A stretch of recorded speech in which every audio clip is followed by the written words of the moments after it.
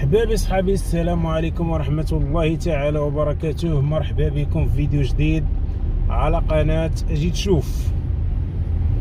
في هذا الفيديو هذا باش نصور لكم شارع محمد الخامس، وبالضبط نصور لكم هذا الجزء هذا اللي كانت فيه الاشغال من بعد الافتتاح ديالو، ونشوفوا كي دايره الامور. بالليل هانتوما هاد الرومبا راه كانت تعاودات اللي تزنا عليها. دابا هذه هي البديه ديال الشارع اللي كانت فيه الاشغال. هانتوما كي ولا، اللهم بارك، الاناره، التشجير، وكذلك التروطوار. وبالنسبه لهاد التسفيت هذا راه ماشي النهائي، مازال غيكون واحد الكوش واحد اخر اللي كيتسمى الطابي مراد ان شاء الله. والحمد لله بسبب هاد الطريقه اللي تفتحات هنايا ولات ولاو الطرقان في مدينه تماره مفوهين، شي كيدوز من هنا شي كيدوز من الفوق، ما بقاش داك الاكتظاظ كما كتشوف. مازال الاشغال هنايا. مهم راه مفتوحه بشكل مؤقت ريتما يكتملوا جميع الاشغال ان شاء الله. كاين واحد المشكل هنا اللي لاحظتو، ان الناس هنا مساكن خاصين مساحات خضراء، لانه الاحياء الشعبيه اللي هنا وليدات وهذا ولاو كيجيو يجلسوا في هاد الطريقه هذه الجديده.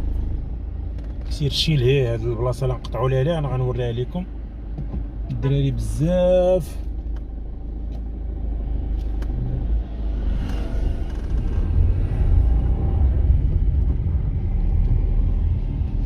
هانتوما كيجيو الوليدات كيجلسوا في الطريق والعيالات. انا ندور لكم اللي وتشوف. بالنسبه للاضواء الحمار والخضار وداكشي راه باقي ما خدموهمش حتى هما. هانتوما كتشوفوا الدراري فين كيجلسوا.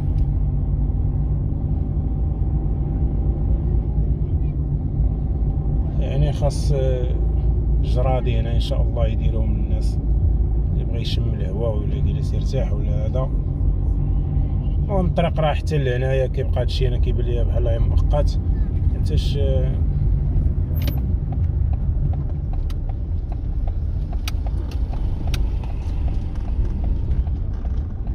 الطرق حابسه لهيها وعواج هنا. المهم داكشي ما غاديش مقاد على اي حال. المهم الجزء اللي من لهيه اللي زدنا فيه في الاول راه مزيان. هنا راه مازال هادشي هذا غادي يتريقل. هانتوما كما كتشوفوا، الا لاحظتوا على اليمين نشوف الناس فين جالسين. هانتوما وكاع في العشيه ملي كيكون باقي شويه النهار راه كثار من هادشي هذا. هانتوما لاحظوا معايا الناس، لاحظوا الطريق مطلوقه، وهانتوما بليكالات كيلعبوا فيها الدراري. كنتمناو بان الناس مسؤولين يشوفوا من هاد الناحيه ويديروا شي جريده للوليدات